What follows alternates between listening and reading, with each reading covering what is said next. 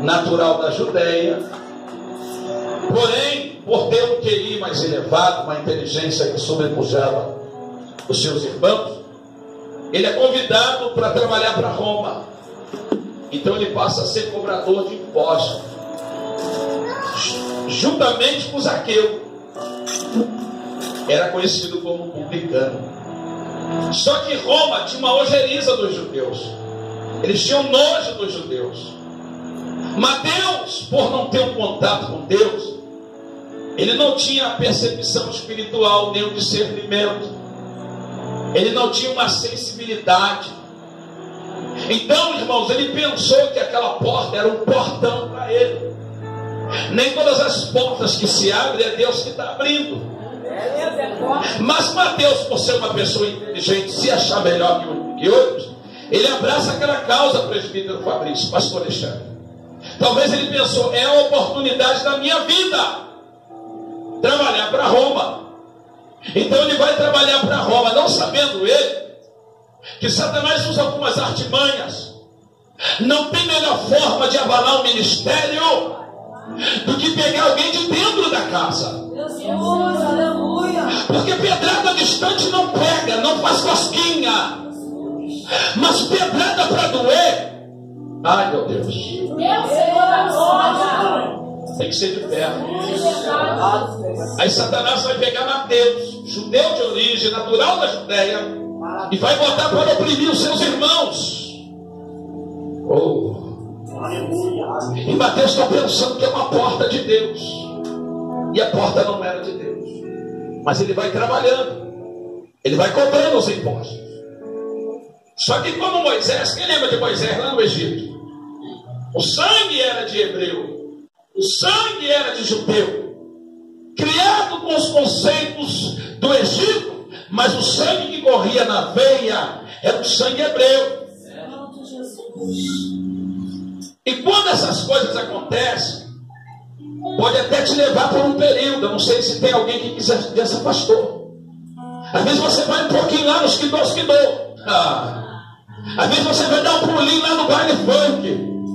Mas como o teu sangue é um sangue, oh glória, louvado seja, você não vai ficar por muito tempo. Resultado, capítulo 9 de Mateus, versículo 27. Jesus está passando e diz: Levi, segue, sentado na estrebaria. Ele levanta e segue. Sendo que por cobrar os impostos dos seus irmãos, os judeus vão se levantar. Porque infelizmente eu estou falando para o povo que gosta de vigília. Tem muita gente que mete o dedão e quem se afasta, e que não se alegra quando a pessoa volta. Agora Jesus vai passar e vai chamar: vem Levi, troque seu manto para Mateus. Aleluia. Os próprios judeus vão se levantar. Ele não pode pregar para nós, ele não pode falar para a gente. Mas quem chamou ele foi quem? Quem chamou ele foi quem? Quem chamou ele foi quem?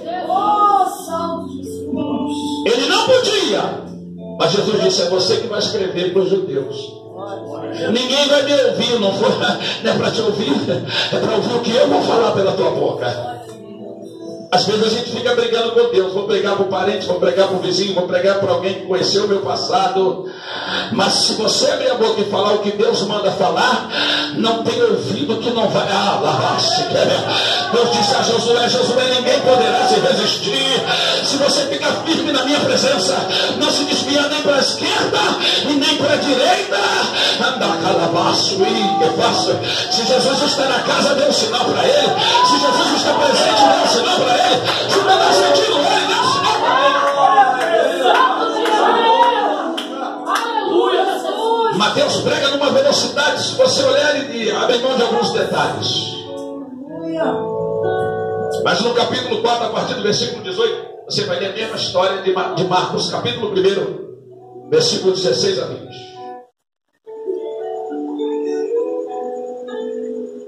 Você encontra lá. Olhe para cá. Mas nós lemos em Marcos. Interessante que Marcos também, irmãos, irmãos, ele escreveu para uma classe, para um povo. Hoje nós sabemos que Marcos escreveu para os romanos, ou para a igreja que se levantava em Roma. Marcos começou com Paulo, mas por uma dissensão passou a ser moço de Pedro. Porque no momento que Paulo mais precisou no entendimento de Paulo, Marcos decide voltar para Jerusalém. E quando eles se reencontram, Paulo rejeita Marcos. Agora tu imagina uma rejeição de Paulo. Era para esse menino estar num quarto, se definhando, depressivo, rasgando a Bíblia, fazendo fogueirinha com os linos da harpa. Jesus amado. Mas só que quem chamou Marcos não foi Paulo. Meu Deus. Nossa, quem chamou Marcos foi Deus. A tua telefone aqui na costela diz para ele: está batido por quê? Falaram alguma coisa que você não gostou? Quem foi que te chamou? Quem falou ou foi Deus? Se foi Deus, dá um sinal para ele, dá. Olha para cá. Agora Marcos, meus irmãos, vai escrever. Interessante que Marcos, como Lucas, também não andou com Jesus. Ele não foi testemunha ocular. Ele não viu Jesus. Ele não palpou Jesus. Ele foi moço de Paulo e, consecutivamente, moço de Pedro. Aí a Bíblia vai dizer que agora Marcos vai escrever para os romanos. E quando você vai escrever para um povo, por exemplo, os judeus que Mateus escreveu, ele se preocupa com um pequeno detalhe. Ninguém pode surgir do nada. Foi difícil de Acabe dar crédito a Elias, porque Elias surgiu de Teres, o tisbita. Não tem nome de pai de Elias, não tem nome de mãe de Elias. E judeus é muito preso a essa questão da genealogia. Muita gente que quando começa a ler a Bíblia pula essa questão da genealogia.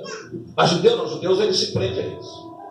A Bíblia vai dizer que quando o comandante da tripulação vai no fundo do navio e vê Jonas dormindo, ele faz alguns questionamentos a Jonas. Por exemplo, qual é a sua nação? Qual é o teu Deus? Da onde tu é? Qual é o nome do seu pai? Qual é o nome da sua mãe? Da Calabaço. Eu estou vivendo um momento muito interessante, pastor.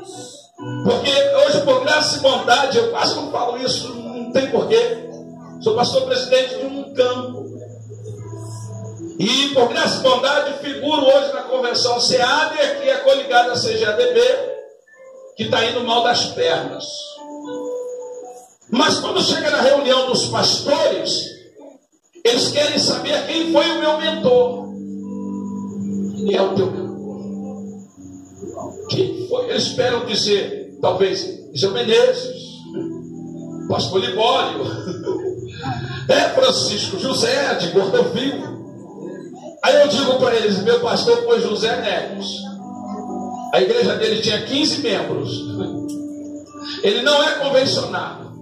A filha dele era doente, a mulher fazendária, que recebeu uma transferência, foi para São Lourenço, Minas Gerais, e eu fiquei aqui. Só que não foi Neves que me chamou.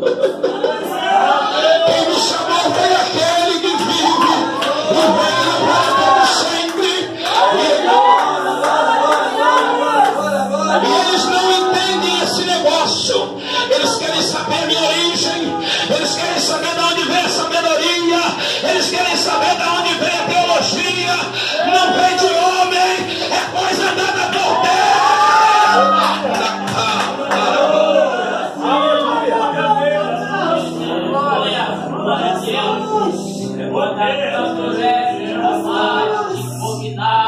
Oh, meu Deus.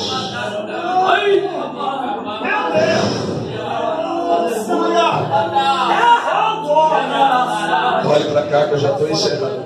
Eita glória! Papai querido.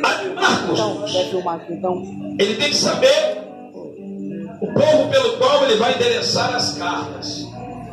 A igreja está em Roma. A igreja está onde? A igreja está onde? Roma. Paulo vai escrever, Paulo não, Marcos, vai escrever para os crentes que estão ganhando alma em Roma. Só que como todo o povo romano os romanos também tinham sua cultura. Qual é a cultura dos romanos? Além de serem sanguíneos, covardes, presunçosos, tiranos, imperadores. Que império é diferente de reino. Reino é atrelado a Deus, império é atrelado a demônios. Coitado do Adriano, se ele conhecesse a Bíblia, ele nunca aceitaria o apelido de imperador. Mas um dia ele vai conhecer. Olha para cá. Então, Marcos vai procurar saber a cultura dos romanos. E quando ele vai estudar acerca do povo ao qual ele escreveria, ele descobre que os romanos gostam de história cujo sempre se levante um herói. Mas o herói dos romanos, ele tem que ter alguns atributos. Por exemplo, cortar a cabeça fora, decepar braço, ferir com ferro, escravizar, fazer as pessoas trabalharem contra a sua vontade, extorquir. Cultura dos romanos. Aí Marcos tem que prender a atenção do povo ao qual ele vai escrever. Aí ele vai apresentar um herói. Só que esse herói, ele convida os seus seguidores. Se é nos dias de hoje, nem ia ter nenhum amigo no Facebook. Se é nos dias de hoje, nem ia ter nenhuma curtida lá na página do YouTube. Porque é o herói que Marcos vai apresentar da outra face, anda 2 milhas, obedece a túnica, anda sobre o mar. Meu Deus! Quem entende esse negócio? Quem entende esse negócio? Marcos vai dizer: romanos, olhem para cá, eu quero te apresentar um herói. Como é que ele é? Ele anda sobre o mar. Mas o que faz paralítico andar? Mas o que faz cego enxergar? Mas o que restaura casamento? Mas o que transforma, batiza, ainda leva para o céu. Só quem acredita, levanta a mão e deixa ele andar.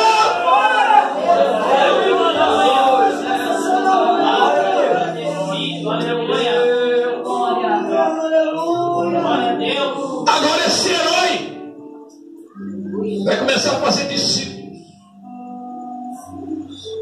E Jesus vem passando. Nós acabamos de ler. Se você observar as condições que Jesus está, lotado, cheio, porque se submeteu à autoridade de João, descendo as águas sem ter pecado, por obediência ao Pai, porque ele vem para ser exemplo para os homens, exemplos para hoje. Então ele desce as águas. Quando ele sobe, o Espírito Santo em forma corpórea boa, uma voz que ecoa: esse é meu filho amado, em que eu me alegro, em que eu me comprazo, porque obedeceu, submeteu.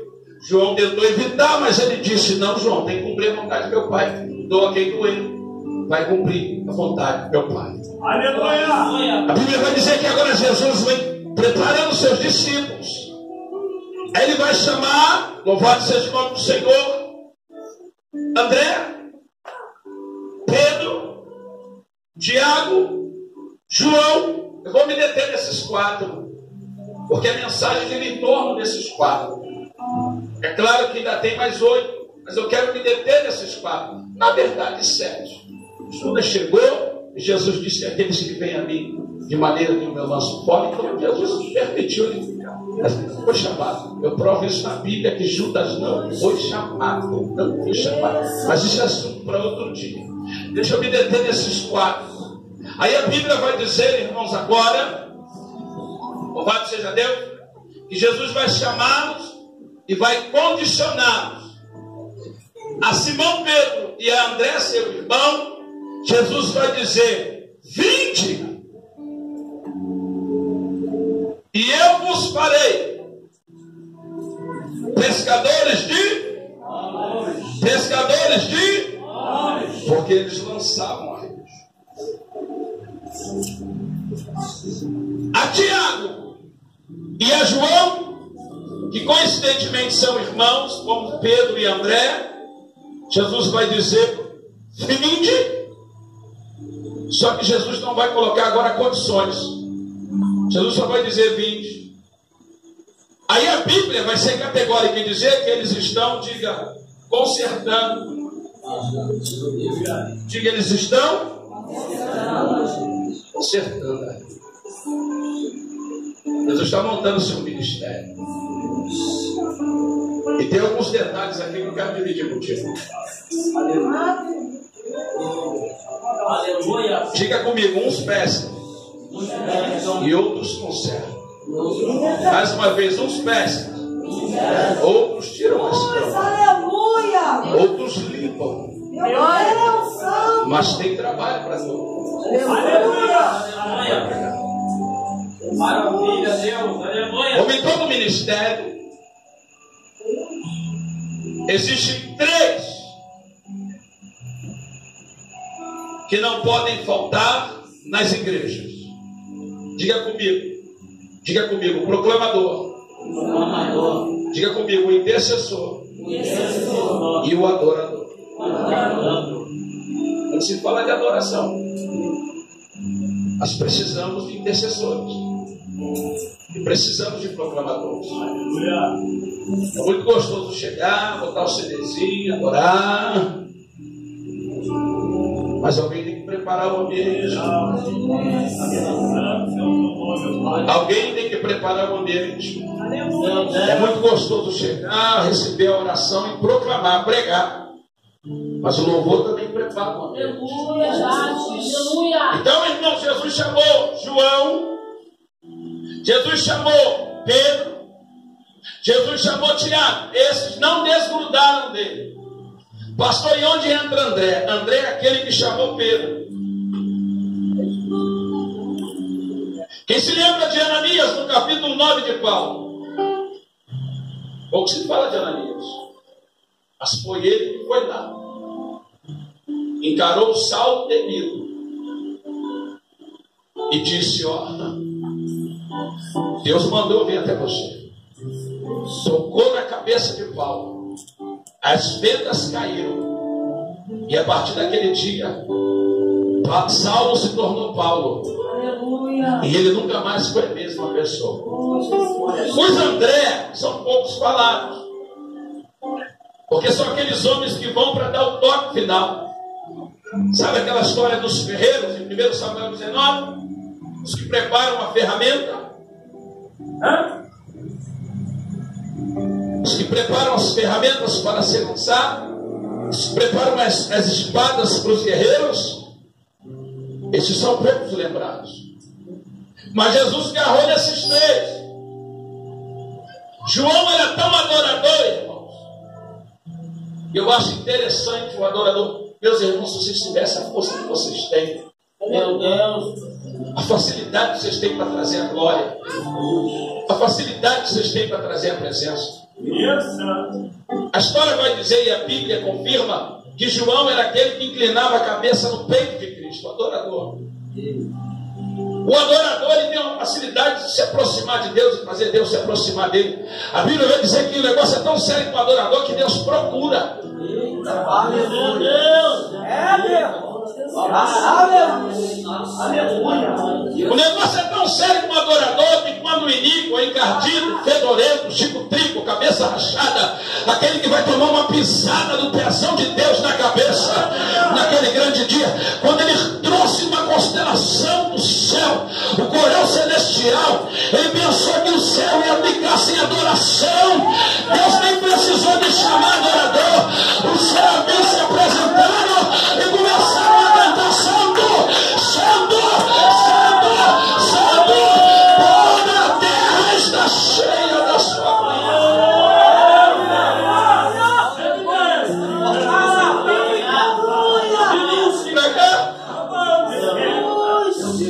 Irmãos, tem dia que eu sinto uma inveja santa. Eu queria louvar a Deus. meu Deus, Eu canto no final do culto para os irmãos ir embora mais depressa. Eu queria. Talvez tenha alguém, eu queria pregar, irmãos. O pregador, para despertar a presença de Deus, demora.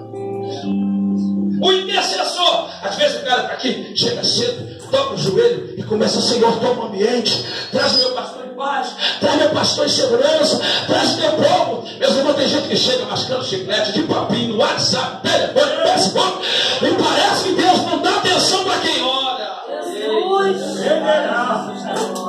Agora, quando o adorador pega no microfone, ninguém vai ao banheiro. Ninguém vai tomar água. Eu estou sentindo Deus aqui. Estou sentindo Deus aqui. O negócio com o adorador é sério, que quando Jesus preparou a última ceia e todo mundo se assentou, aí Jesus vai dizer que pega o pão e parte e diz: a um de vós que se assenta comigo é o diabo. Aí Pedro dá uma captada em João, porque sabia que João era mais chegado, ao ponto de inclinar a cabeça no peito dele, porque João era adorador. Aí Pedro vai dizer: pergunta aí.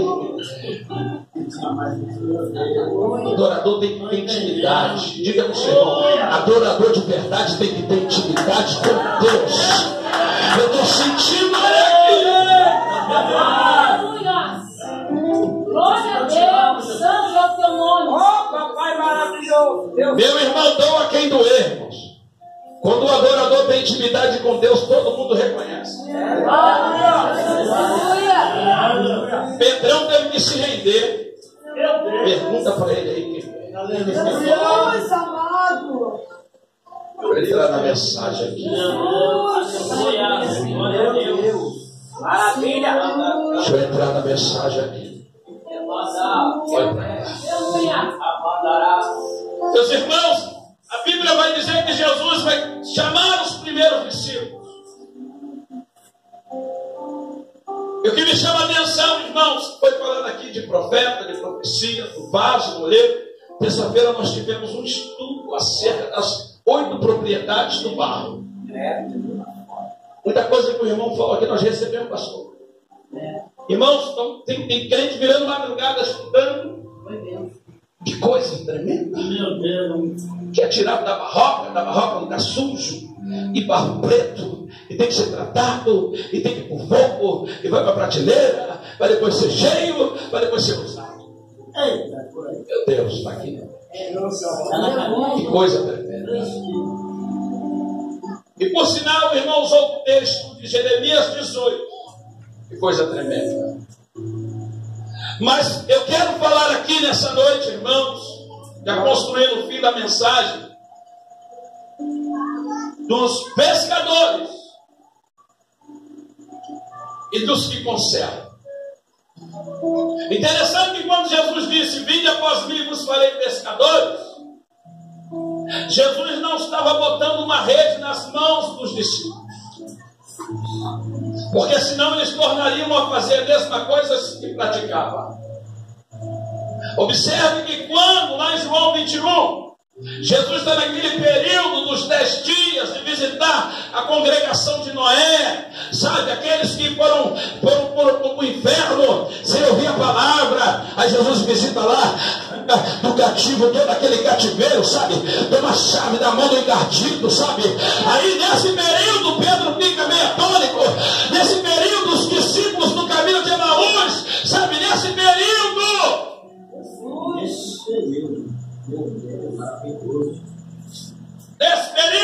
aí João 21, para você confere, Pedro volta a pescar. Ele até pesca 153 grandes peixes e a rede não se rompe. Por que a rede não se rompe? Porque eles estavam experimentados e sabiam que tinha lugar para grande, para pequeno, tinha lugar para todo mundo, porque eles passaram na melhor escola que um pastor poderia passar, que um servo poderia passar. Mas a ordem não era que eles voltassem a pescar. Se você observar em João 21, Pedro está com mais 6, total de 7 para 12 quando falta, que é bom de matemática. Então alguém estava perdido, tinha 5 perdidos, mas Pedro olha para um lado, olha para o outro, sentindo falta do mestre. Pedro tem uma ideia, e homem não vive por ideia, homem vive por revelação.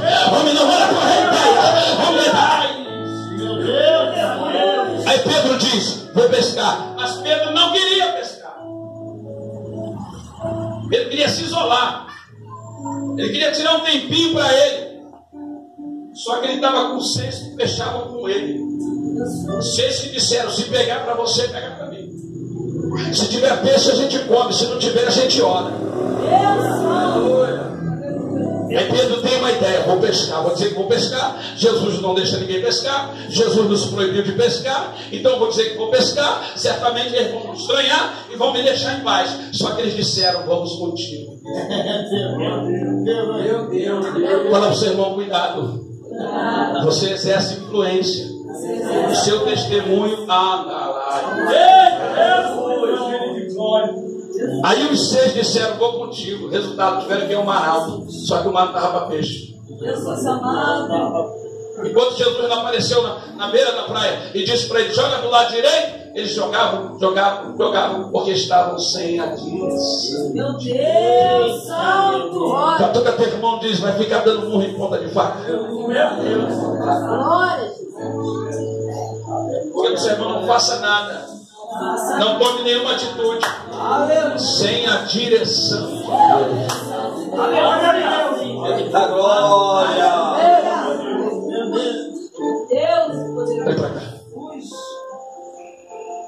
Aí, meus irmãos, Jesus vai dizer para eles: mais pescadores. Só que Jesus não vai fazer eles voltar às práticas, porque ele arrancou. Jesus vai fazer deles, diga, Jesus vai fazer deles verdadeiras redes. Diga para o seu irmão: você é a rede. Você tem a obrigação de pescar. Você tem a obrigação de agarrar o peixe. Deus te deu essa responsabilidade. Diga para o seu irmão: não deixe esse peixe fugir. Não deixe esse peixe fugir. Uma responsabilidade foi lançada na sua mão. Jesus vai dizer: vou te fazer pescador, mas só que tu vai ser rede. Porque a rede, quando ela é lançada, irmão, na direção, dificilmente ela não agarra peixe. Observe que Pedro está passando na escola. Observe que Pedro é um homem sanguíneo. Ontem eu dividi isso com a igreja. Você vai ver que ali na situação da prisão de Cristo, Pedro toma frente, corta a orelha de Malco. Pedro resolve tudo no braço. Mas agora Pedro passou pela escola, Pedro agora é rede. Atos capítulo 2, versículo 38. Quando aqueles homens começam a razoar, após o Pentecoste descer, as línguas repartidas, homens cheios do Espírito Santo, quem está de fora não entende o que acontece aqui dentro, começam a zombar. Aí Pedro toma a palavra: varões galileus, o que está acontecendo não é embriagação de mosto, nem de bebida forte, mas Joel no capítulo 2, versículo 28 disse: e há de ser que no final dos tempos derramarei do meu Espírito sobre toda a carne. Os filhos vão profetizar, moços e senhoras vão orar, e os velhos vão sonhar. Aí, amém.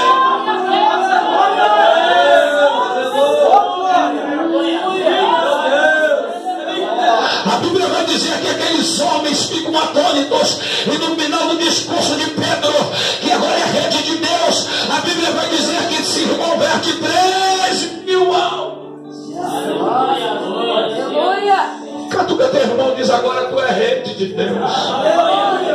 Agora tu é rede de Deus. Mas fala com convicção: se tu é rede de Deus, dá um sinal aí, meu irmão. Dá um sinal que tu é rede. Glória a Deus. Aleluia. Meu Deus, que mistério. Quem é rede de Deus atrai, não apaga. Quem é rede de Deus atrai, não apaga. Meu Deus. Aleluia.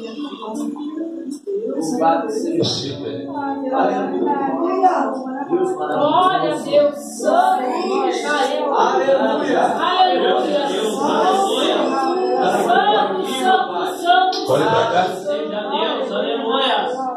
Capítulo 6 de João. A Bíblia vai dizer que Jesus, ele vai multiplicar pães e peixe. Vai multiplicar o quê? Aí Jesus, propositalmente, ele pergunta para o tesoureiro, que não era assunto para Filipe, mas sim para Judas Iscariote. se o que eles tinham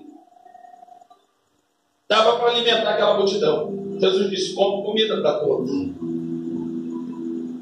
João 6, verso 4. No versículo 5, Filipe vai dizer: mais 200 denários dá para alimentar essa multidão? Versículo 6, a resposta: Jesus falava somente para os experimentar, porque ele bem sabia o que havia de se fazer. Mas Jesus de vez em quando vai experimentar a gente. Pergunta se o irmão está preparado para ser experimentado. Aleluia. Oh, glória. Verso 7, Jesus pergunta: aonde compraremos comida para todos? Quem é que tem alguma coisa aí? Discípulos não tinham. Ele fala muito, nunca tem. Jesus, amado. Mas tinha um menino no cantinho calado. Jesus. Jesus. Aleluia. Talvez a mãe dele preparou um lanche, porque ia acompanhar Jesus. E acompanhar Jesus é imprevisível. Diga para o seu irmão: quer acompanhar Jesus? Te prepara. Para a caravana que vem comigo. Vontade de ir para o monte daqui. Eita, glória. Estou querendo dar uma passadinha ali no azeite. Aleluia. Aleluia, Jesus. Porque acompanhar Jesus é complicado. Ele é imprevisível. Por isso que ele disse: a raposa é o seu ouvido, as aves, mas o filho do homem. Não é que Jesus não tem casa, ele tem casa, e a casa dele só vivia cheia. Mas ele está dizendo: olha, assim como você não sabe de onde o vento vai nem para onde ele vai, tem coisas que não se brinca com o vento.